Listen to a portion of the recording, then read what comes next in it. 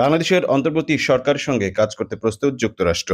মার্কিন পররাষ্ট্র দপ্তরের উপমুখপাত্র বেদান্ত প্যাটেল বিষয়টি নিশ্চিত করেন। স্থানীয় সময় সোমবার ৯ সেপ্টেম্বর মার্কিন পররাষ্ট্র দপ্তরের নিয়মিত ব্রিফিংয়ে বাংলাদেশের চলমান পরিস্থিতি নিয়ে কথা বলেন তিনি। এক প্রশ্নের জবাবে বেদান্ত প্যাটেল বলেন, আমরা বাংলাদেশের চলমান পরিস্থিতি গভীরভাবে পর্যবেক্ষণ করছি। বাংলাদেশের জনগণের জন্য একটি গণতান্ত্রিক ভবিষ্যৎ পরিকল্পনার এই সময় ডক্টর ইউনূসের নেতৃত্বাধীন অন্তর্বর্তী সরকারের সঙ্গে কাজ করতে আমরা প্রস্তুত ও আগ্রহী। একই সঙ্গে বাংলাদেশে গণ অভ্যুত্থানের সঙ্গে ওয়াশিংটনের সম্পৃক্ততার অভিযোগ আবারও নাকচ করেছে বাইডেন প্রশাসন। এদিকে বাংলাদেশকে অর্থনৈতিকভাবে আরও শক্তিশালী হতে সহায়তা করতে চায় যুক্তরাষ্ট্র। আগামী ১৪ ও ১৫ সেপ্টেম্বর আলোচনায় বসতে ঢাকায় আসছে মার্কিন প্রতিনিধি দল। এক প্রতিবেদনে ব্রিটিশ সংবাদপত্র ফিনান্সিয়াল টাইমস কথা জানিয়েছে।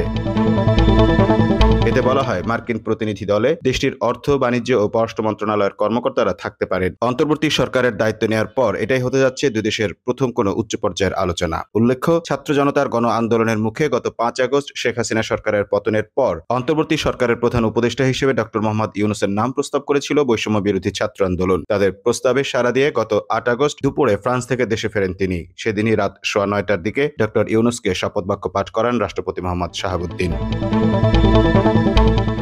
বাংলাদেশের অন্তর্বর্তী সরকারের সঙ্গে কাজ করতে প্রস্তুত যুক্তরাষ্ট্র।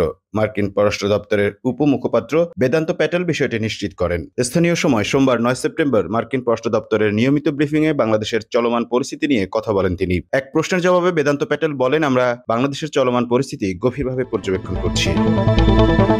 বাংলাদেশের জনগণের জন্য একটি গণতান্ত্রিক ভবিষ্যৎ পরিকল্পনার এই সময় ডক্টর ইউনূসের নেতৃত্বাধীন অন্তর্বর্তী সরকারের সঙ্গে কাজ করতে আমরা প্রস্তুত ও আগ্রহী। একই সঙ্গে বাংলাদেশে গণ অভ্যুত্থানের সঙ্গে ওয়াশিংটনের সম্পৃক্ততার অভিযোগ আবারও নাকচ করেছে বাইডেন প্রশাসন। এদিকে বাংলাদেশকে অর্থনৈতিকভাবে আরও শক্তিশালী হতে সহায়তা করতে চায় যুক্তরাষ্ট্র। আগামী ১৪ ও ১৫ সেপ্টেম্বর আলোচনায় বসতে ঢাকায় আসছে মার্কিন প্রতিনিধি দল। এক প্রতিবেদনে ব্রিটিশ সংবাদপত্র ফিনান্সিয়াল টাইমস কথা জানিয়েছে। এতে বলা হয়, মার্কিন প্রতিনিধি দলে দেশটির অর্থ, বাণিজ্য ও পররাষ্ট্র মন্ত্রণালয়ের কর্মকর্তারা থাকতে পারেন। অন্তর্বর্তী সরকারের দায়িত্ব নেওয়ার পর এটাই হতে যাচ্ছে দুই দেশের প্রথম কোনো উচ্চ পর্যায়ের আলোচনা। উল্লেখ্য, ছাত্র জনতার গণ আন্দোলনের মুখে গত ৫ আগস্ট শেখ হাসিনা সরকারের পতনের পর অন্তর্বর্তী সরকারের প্রধান উপদেষ্টা হিসেবে ডক্টর মোহাম্মদ ইউনূসের নাম প্রস্তাব করেছিল বৈষম্য বিরোধী ছাত্র আন্দোলন। তাদের প্রস্তাবে সাড়া দিয়ে গত ৮ আগস্ট দুপুরে ফ্রান্স থেকে দেশে ফেরেন তিনি। সেদিনই রাত ৯:১৯টার দিকে ডক্টর ইউনূসকে শপথ বাক্য পাঠ করান রাষ্ট্রপতি Mohammad Shahabuddin. Mamun Mahfuz, time news desk.